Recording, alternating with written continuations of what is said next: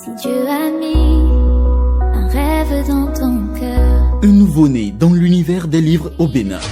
Le pasteur écrivain Léon Rouessou, avec le soutien de Joseph Komakboni, président national de l'Église apostolique du Bénin, vous invite au lancement de son premier livre intitulé La destinée humaine, un plan irrévocable de Dieu. Un plan irrévocable de Dieu. Le dit lancement aura lieu le samedi 13 mai 2023 à 10h au siège national de l'église Pentecôte de la foi de Kendonou, au bord de la grande route Cotonou-Baou, en face de Béné-Marché.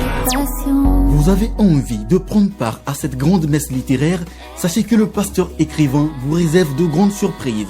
Pour tout renseignement, contactez-nous via WhatsApp au +229 97 10 03 96 ou le 67 00 98 92. La destinée humaine, un plan irrévocable de Dieu, quand la littérature prend corps à travers un homme de Dieu.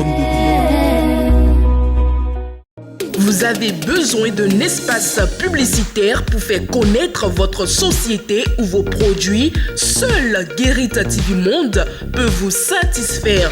Pour tout renseignement, contactez le 00229 91 19 10 10. Guérita TV Monde, le leader des web TV.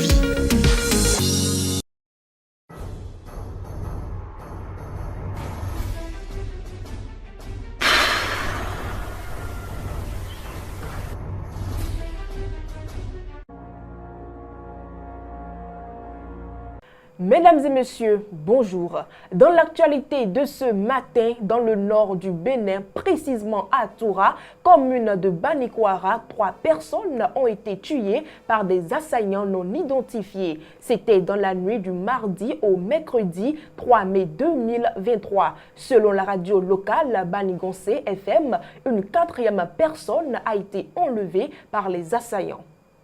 Alors qu'après l'attaque meurtrière de Kérou, le nombre de victimes va crescendo avec la découverte de nouveaux corps, une attaque est annoncée dans la commune de Banikwara. Selon les informations de Banigancé FM, la radio locale, 3 personnes auraient été égorgées dans la nuit du mardi 2 au mercredi 3 mai 2023. Il s'agit de crimes commis par des individus armés non identifiés qui ont supprimé des vies, mais aussi fait des enlèvements. Cela s'est produit à Nyenyenrou, un hameau de Gembagou, un village de l'arrondissement de Toura, commune de Banikwara.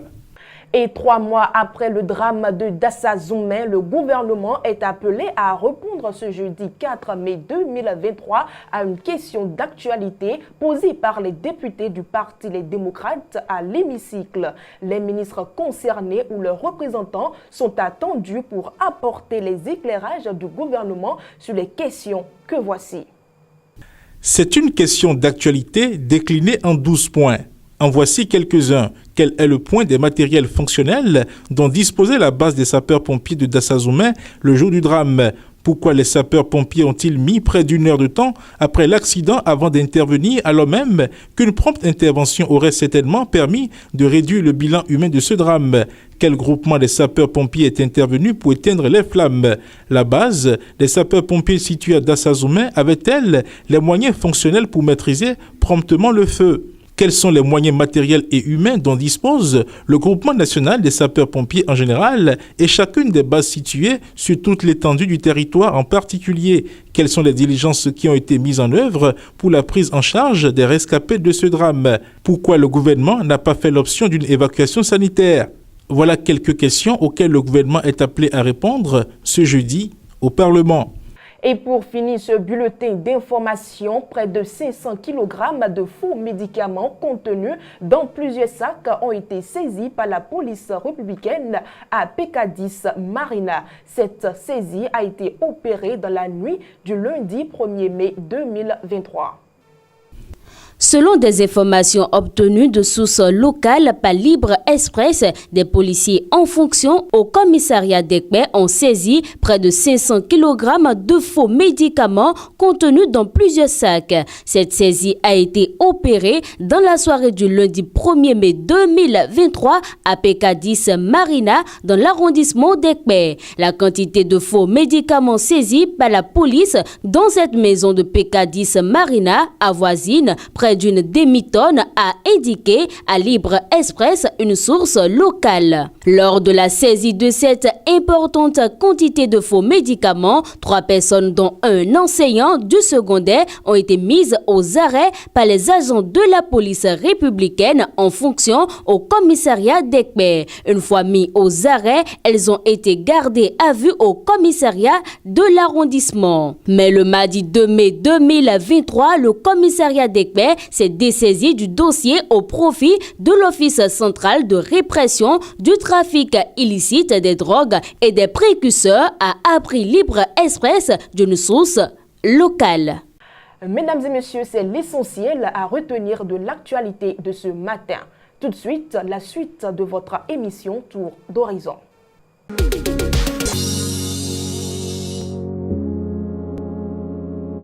Nous sommes à présent dans le forum de discussion du jeudi 4 mai 2023 avec Charles Alban Daoui. Charles Alban Daoui, bonjour. Bonjour Latifat Kamel.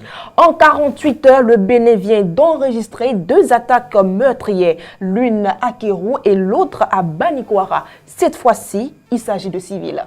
Oui, il faut d'ores et déjà s'incliner devant la mémoire de ces compatriotes qui sont tombés, qui ont été malheureusement tués dans des conditions effroyables. Il s'agit là d'images insoutenables.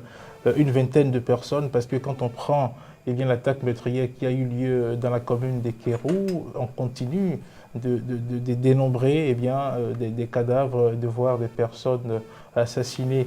Le dernier bilan fait état de 17 personnes. Donc, quand on vient à Banikwara, on a pu dénombrer 3 personnes selon les informations qui nous viennent donc de l'intérieur du pays. Ces choses dramatiques et ces choses déplorables, et comme je l'ai dit à l'entame donc de mon propos, il faut s'incliner devant la mémoire donc de ces compatriotes qui ont été ainsi, comment dirais-je, ainsi dans la vie supprimés de cette façon-là.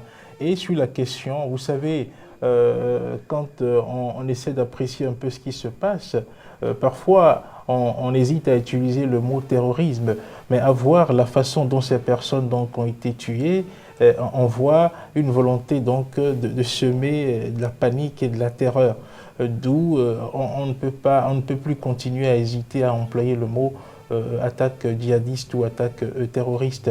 Et on a comme l'impression que ce genre d'attaque dans la partie du nord du pays se fait de façon, je vais dire, crescendo. On a comme l'impression que les personnes qui commettent ces impairs-là ont un calendrier qu'ils déroulent progressivement. Parce que là, quand on remonte un peu aux premières attaques dans le septentrion, à savoir en décembre 2021, où on a parlé de l'attaque de Porga qui a coûté la vie à 2 militaires, on se rend compte que par la suite, il y a eu d'autres attaques de position de l'armée béninoise qui ont également ôté la vie à des militaires. Après, on a vu des attaques de commissariat à partir de 2022.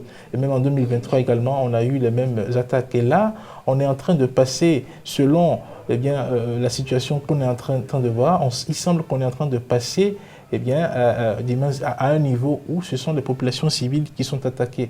On a comme l'impression que ceux qui font ce genre de choses sont en train de dérouler un calendrier, un programme pour semer la terreur progressivement dans l'esprit et des forces armées de notre pays et des populations par la suite. Parce que quand on entre dans un village et qu'on fait ce genre de massacre, vous comprenez que les gens sont forcément terrorisés. Donc, quand on fait une lecture, c'est ce qu'on peut dire, et c'est bien dommage que l'on soit en train de vivre ce genre de situation-là dans cette partie du pays. Ce n'est pas parce que nous sommes ici dans la partie méridionale qu'il ne faut pas se préoccuper de la chose, parce que le Bénin reste un et indivisible, et quand une partie du pays est confrontée à des problèmes comme ça, ça devrait interpeller tout le monde, concerner tout le monde tout de suite. Face à ce problème qui devait normalement préoccuper, que font les autorités? Bon, vous savez, les autorités, notamment le gouvernement, fait sans doute ce qu'il doit faire. Vous savez, quand on s'aventure sur le terrain du terrorisme, on a l'habitude de dire qu'il s'agit d'une guerre asymétrique. Une guerre asymétrique pour dire, c'est une bataille que vous menez contre un ennemi que vous ne voyez pas. L'ennemi n'est pas identifiable tout de suite sur le terrain à travers une posture, à travers un uniforme, à travers eh bien, une certaine façon de se comporter. Donc dans la guerre asymétrique qui est donc le terrorisme, il est difficile parfois d'apprécier les efforts qui sont faits par les pouvoirs publics. On peut relever quelque peu que oui, le gouvernement parfois, ou du moins c'est les autorités, tardent eh bien, à donner la position ou à donner des informations officielles par rapport à ce qui se passe donc, sur le terrain.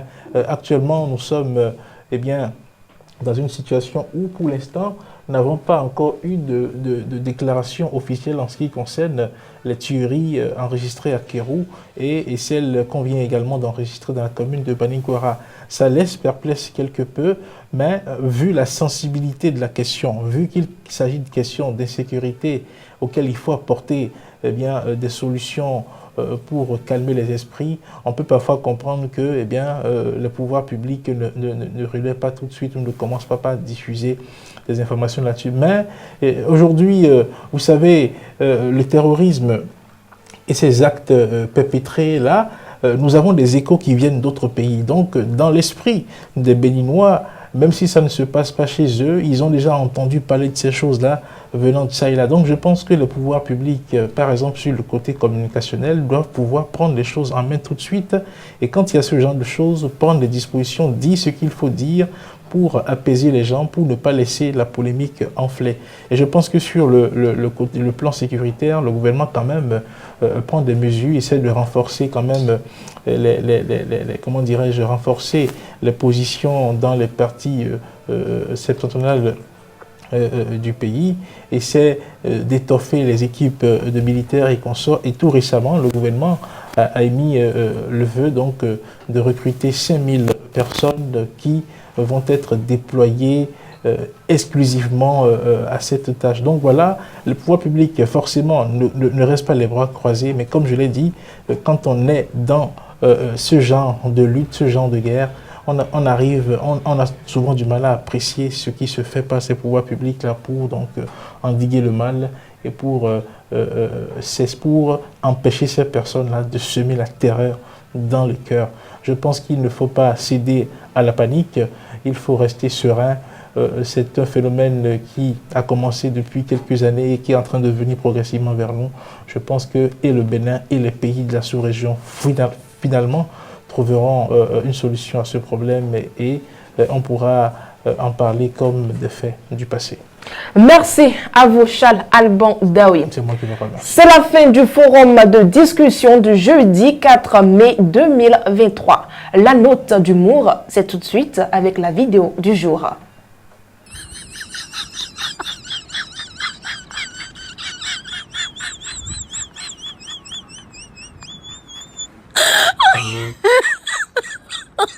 Oh my God. Mesdames et messieurs, si quelqu'un essaye de vous rabaisser, c'est parce qu'il vous voit plus haut que lui et il veut vous mettre à son niveau. Excellente journée à vous.